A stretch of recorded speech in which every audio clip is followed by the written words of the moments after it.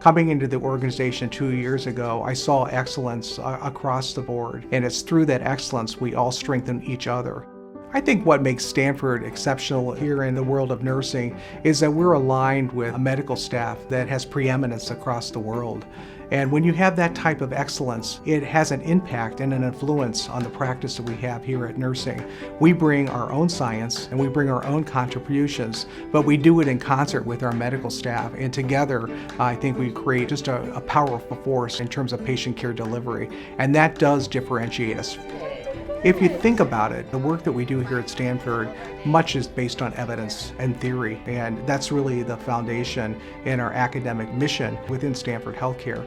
Our goal with the Caring Science is to provide a theory, the way of being. The how is the CI care, but it has to be embedded in a framework of theory, and that's what the Gene Watson Caring Science provides for us. Being a Gene Watson Institute has really helped strengthen our work here at Stanford Healthcare because we're interfacing with some of the experts across the country, and with that, we're able to really leverage the learning from one another in a more real way.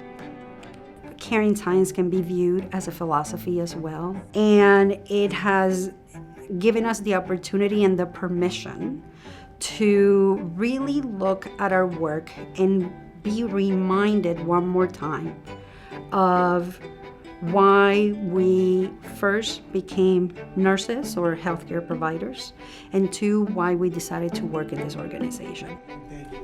I was hired here at Stanford in 2013 to help the organization integrate Caring Science. Gene Watson was invited around 2007, 2008 to do presentations around her work, and several departments started to really embed the work after listening to her presentations. And we were very clear that the message that we wanted to share about Caring Science was in a way that people could bring it back to their units and begin to understand that they were already practicing that way, that it gave us the language and the lens to see our jobs and our work as nurses very differently. One of the action plans that we created was to identify additional staff members around the organization, not only in the inpatient areas, that could also become Caritas coaches so that they could help move the agenda forward and integrate the work. Often I get asked the question, what's the difference or the synergy between Caring Science and the Caritas processes? And Caring Science is the theory associated with the work of Gene Watson and providing the framework in terms of how we work and interact with others. Caritas are the skill sets associated with really living and breathing the Caring Science. And so it's articulated, giving language to the competencies so that clinicians, physicians, nurses, and others can use that language to build their own practice and create meaning in the way that they work on a day-to-day basis. For me, when I think about Caritas and Caring Science, it really means taking care of yourself so that you can be in the position to show that care and love and compassion to others.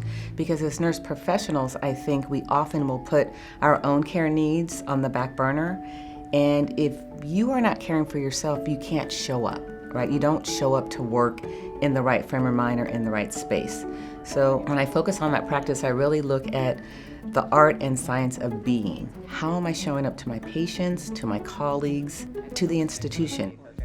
Caritas is really an exploration of caring.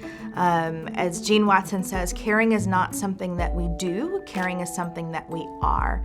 So it's taking the concepts of caring beyond the tasks that we do every day. As nurses, it's really easy to focus on, well, I care for my patient because I give them the medication that they need, or I care for my patients because I give them the physical care that they need. It's taking that definition of caring and pushing it even further to, I care for my patients because of the way that I energetically present myself into the room. I'm open and I'm available and I'm supporting them no matter what their expression is. Nursing has historically really struggled to describe our value and what is the value that we bring to the table.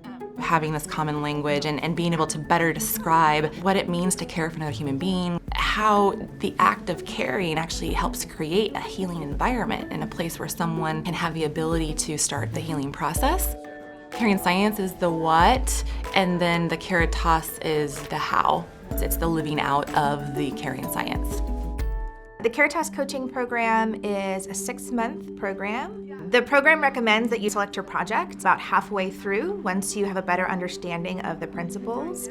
And they recommend that you select something that's going to be meaningful for you. So I selected the project of applying the Caritas principles to leadership because it was a way that I could grow myself and my own leadership style, as well as grow the team that I work with. Using the Caritas process of authentic presence and authentic listening, I changed the way that I conducted the one-on-one meetings with my staff. Previously, one-on-one meetings had been a way for me to run through a bullet point list of things that I felt like I needed to communicate or to discuss with a staff member. Using the Caritas process of authentic presence and authentic listening, I realized I was doing it backward. I changed the way that I did the one-on-one so that it became an open space for the staff member to come and use the time in the way that they wanted to. What this change has allowed the team that I work with to do is to be more open to each other. It's created a really welcoming and open experience where they feel like they can come to me and have discussions without feeling like there's going to be any sort of consequences per se. It's shifted the leadership for the team. It's allowed me to lead from a more collaborative space, to really have a more satisfying leadership role because I can truly connect with the people that I work with. Possibly, I gotta see how things are going. It's really busy. My project for the Caritas Coach program is centered around improving resilience for the nurses that are entering into the critical care training program. By improving their resilience, we're hoping to decrease their moral distress, improve their retention, and improve the patient experience. It's a hot topic because we have new nurses entering the critical care training program and new to ICU that are leaving the ICU after a short period of time, within 1 to 2 years, and they cite that moral distress is a big factor in the reason that they're leaving. It's a combination of moral distress and compassion satisfaction. So compassion satisfaction is pretty much how much you enjoy your work and what you're doing for your patients. And moral distress is when you're performing care that is not in line with your own moral and ethical values.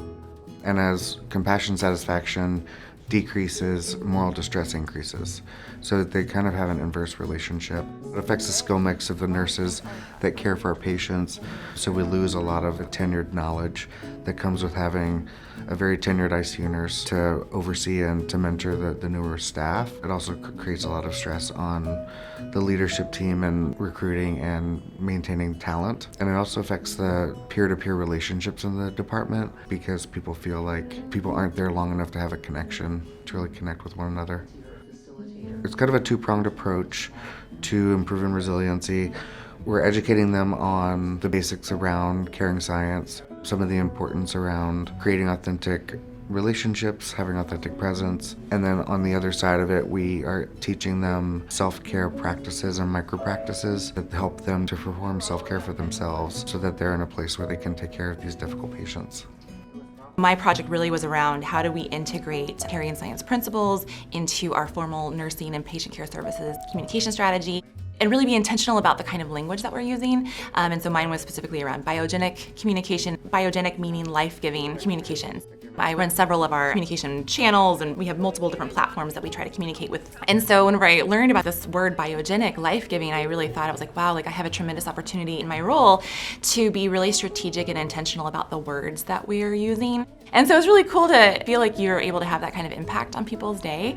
And especially when I know that these are nurses that have people's lives in their hands every day. So if I can do something to just bring it back for them, or just kind of recenter them, or just kind of give them something, a nugget to think about or to feel good about, I feel like I've done something really good. Thank you for coming on board. Absolutely. We appreciate it. As a director, I have a unique opportunity to have several strong leaders under me. And what I've done is I recognize that we tend to not appreciate how difficult the role of a manager is, especially at Stanford now with all the changes.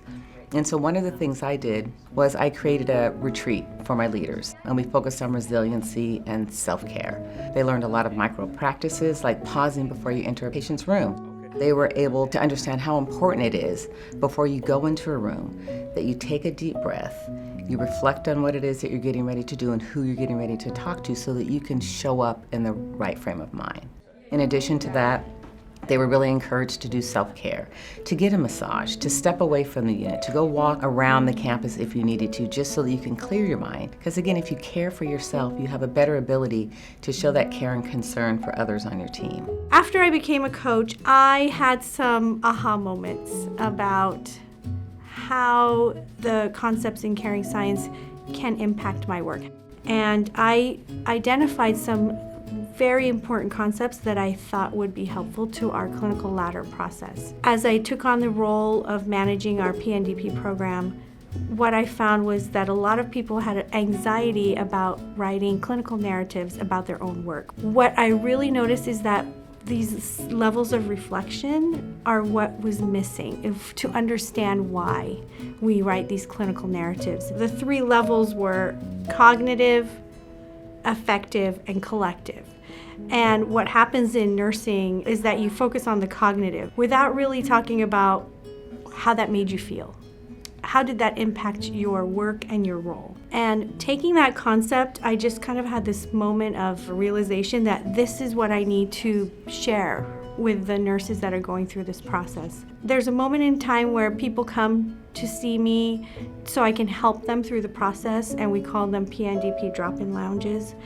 And it was really in a stark room with just a desk and nothing else. And I thought, how can I make this a little more inviting? Looking at Caritas process number 8, which talks about creating a healing learning environment. And so I basically transformed that room, dimmed the lighting, put some jazz music on, created a centering table, and made it just a little more inviting. And as people came in, they made comments. Oh my God, I love the music. Thank you, it looks so inviting. I think that was a great way for me to start integrating some of the caring science concepts into the work that I do here. So this is my deck card initially where I had different micro practices. One of my programs was building resilience and infusing micro practices across staff. And I'm very passionate about staff satisfaction. Micro practices is those small practices which you infuse throughout the day, at work, outside work, which helps you recharge and be resilient and compassionate. We go through a lot of stresses and we have a lot of demands and we do a lot of multitasking. So it's very important for us to be composed, compassionate, and be aware and mindful. The micro practices does help us, ground us, and center us so we can give the best to our patients.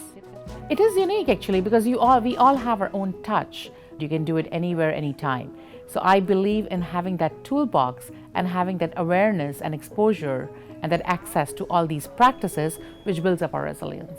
It helps you unburden yourself. Focus on a memory, a moment, a thought of gratitude. Set an intention for yourself for self-compassion, to be present with each person that you interact with today.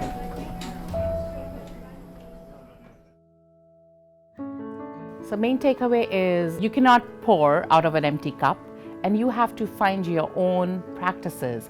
You have to develop your own toolkit which re-energizes you.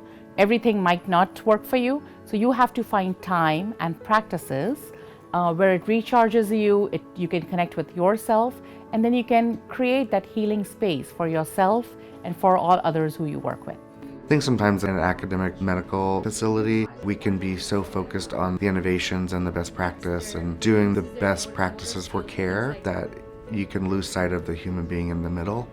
And I think caring science and the Caritas factors help us to keep the human being at the center of what we're doing. And when we talk about best practice, like how better to take care of a patient than with loving kindness. I think most nurses that you interact with here at Stanford are very proud to be a nurse, but I think they're also really proud to be a Stanford nurse. I think whenever you feel like you can be a part of change and you can be a part of driving that change, those are game changers for your engagement. And so I think for us to have the ability to actually really own our practice, that's a big deal. And not all organizations are like that. When I think of what the impact of implementing caring science is over time to our culture, we really are working to create meaning in the work that people do, to help them connect with people. Because when you think about it, people come into the profession in general because they want to provide service to others. And then over time, sometimes that can get eroded, or there could be a veneer that's put in between those relationships. Caring science helps us in the Caritas processes strip that away, so people can be authentic and create meaning in the way that they work on a day-to-day basis. And I think you would agree, when people find meaning and they're aligned with their vision and their mission on a personal basis, that creates a tremendous synergy of gratification and satisfaction that can never be taken away.